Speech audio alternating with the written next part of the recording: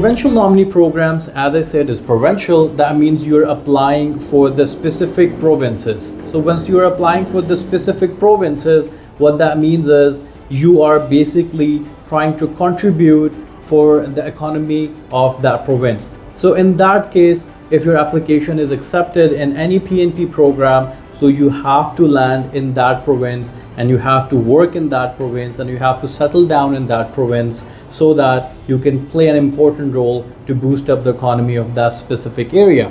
So that the question might comes into the people's mind is like, can we actually travel outside that province? So that is not a problem. You can actually travel wherever you want to in Canada, within Canada, but you have to work and you have to settle yourself down in that province for an extended period of time, approximately a year or 2 years. Now, if we talk about the processing in regards to these applications, there are 4 major factors that one should look into while they're preparing yourself to apply in this immigration pathway.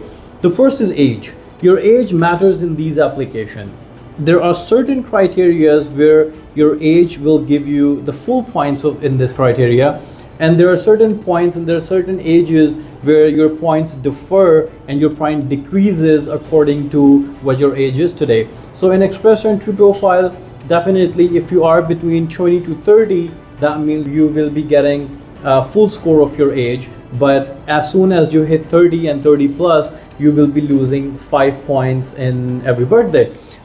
In regards to the second factor is education. So education definitely will give you some points. And in regards to the education, if you have done bachelor's, there are certain points. If you have done master's, there are a couple of points above that. And you have done 2 degrees, different points, and then the PhD and the doctorate will give you the full points in this criteria. In regards to the education, a very common question asked by a lot of people, especially who are engaged in this immigration process, is like how to get the evaluation done, because this immigration pathway specifically asks for an evaluation, and that evaluation is not from your in-country body, but that evaluation is supposed to be done by some of the organizations appointed by Immigration Canada.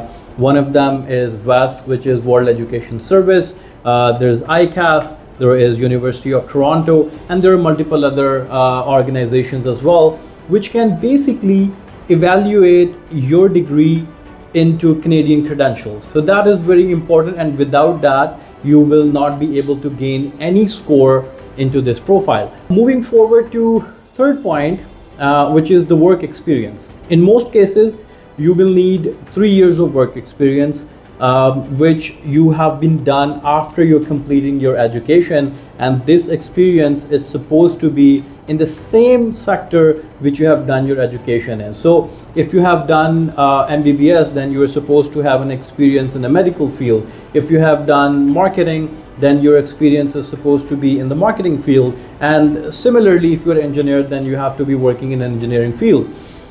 In regards to the working experience, there are some occupations which are highly in demand in Canada today. And in those sectors, you might have, if you have less experience than 3 years, they are useful as well, and you can actually put your application less than 3 years of experience as well.